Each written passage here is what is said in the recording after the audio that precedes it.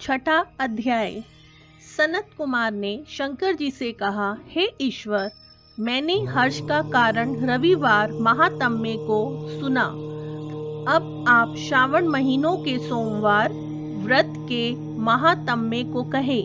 ईश्वर ने सनत कुमार से कहा, हे सनत कुमार, रवि मेरी आँख है, उनका श्रेष्ठ महात्म्य है।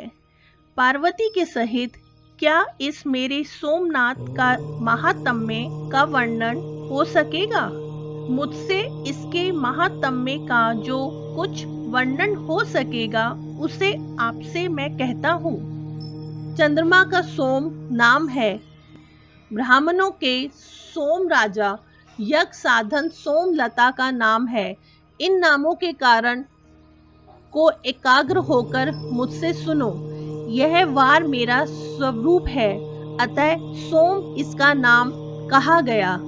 हे विप्रे, इसकी व्रत विधि सुनो। मैं विस्तार में आपसे कहता हूँ। 12 महीनों में सोमवार व्रत करना उत्तम है। यदि 12 महीनों में व्रत करने की सामर्थ्य हो तो श्रावण मास के सोम का व्रत करें।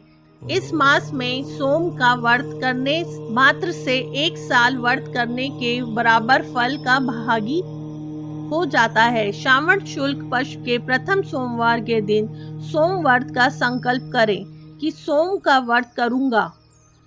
इस व्रत से शिव प्रसन्न होते हैं। चारों सोमवार के दिन सुबह संकल्प करें। यदि श्रावण मास में 5 सोमवार हो जाए तो 5 ही सोमवार के दिन संकल्प कर शाम को शिव का अर्चन करें। सायकाल में श्री शिव जी का षोडशोपचार से पूजन करें और एकाग्रम से ही शिव जी का श्रवण करें।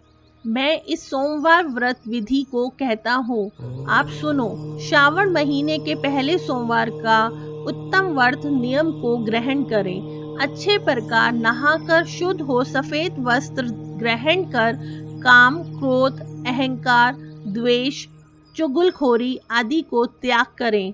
मालती, मलिका आदि सफेद पुष्प तथा नाना प्रकार के पुष्प और अभीष्ट उपचारों से मूल मंत्र ओम नमः शिवाय का त्र्यंबक मंत्र से अर्चन करें। कहें कि सर्व भवनाशन महादेव का मैं ध्यान करता हूँ। उग्रनाथ शिव शशि मौलिक का ध्यान करता हूँ। रुद्र नीलकंठ शिव भवहारी का ध्यान करता हूँ। इस प्रकार देवेश का मनोहर उपचारों से अर्चन करें तथा अपने वित्त के अनुसार इस व्रत को जो करता है उसके पुण्य फल को सुनो। सोमवार के दिन पार्वती जी के सहित शिव का अर्चन जो करते हैं वे प्राणी पुनरावृत्ति से रहित दुर्लभ लोक प्राप्त कर लेते हैं। इस महीने में नक्त व्रत के पुण्य को संक्षेप में कहता हूँ। वेद तथा दानवों से 7 जन्म के जो पाप हैं वह सब नक्त भोजन से नष्ट हो जाते हैं। इसमें कोई विचार ना करे। इस उत्तम व्रत को उपवास द्वारा करें। पुत्र इच्छा वाला पुत्र और धन इच्छा वाला धन प्राप्त करता है। प्राणी जिस वस्तु की इच्छा कर लेता है उसे वह फल प्राप्त हो जाता है। इस लोक में बहुत समय तक रहकर अपने इष्ट भोग पदार्थ को भोग में उत्तम विधान द्वारा रुद्र लोक में जाकर पूजित हो जाता है। मन, धन और जीवन को चलायन मान जानकर प्रयत्न से व्रत करें। धन शष्टा को छोड़कर स्वयं अनुसार चांदी के वृषभ पर स्थित उमा महेश्वर की प्रतिमा बनवाएं। सुंदर लिंग तो भद्र मंडल बनाकर उस पर घट को स्थापन करें तो सफेद वस्त्र से ढकें। घड़े के ऊपर तांबे या बांस का पात्र रखकर उसके ऊपर पार्वती के सहित शिवजी की प्रतिमा को रखें। श्रुति स्मृति और पौंड्रिका मंत्रों से शिव का अर्चन करें।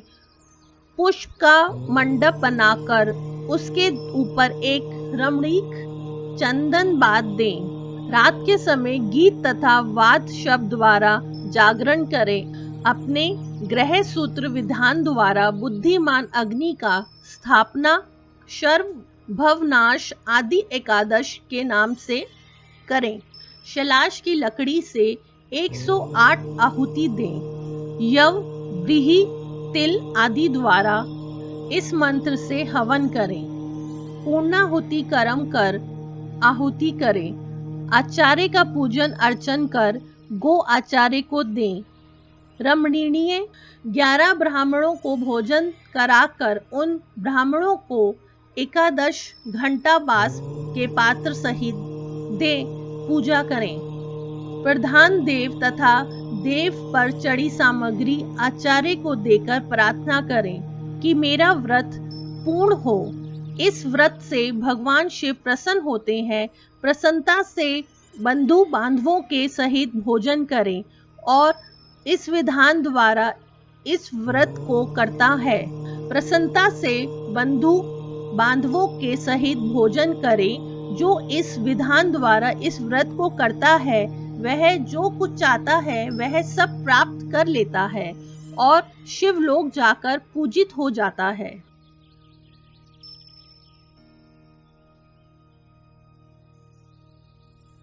Oh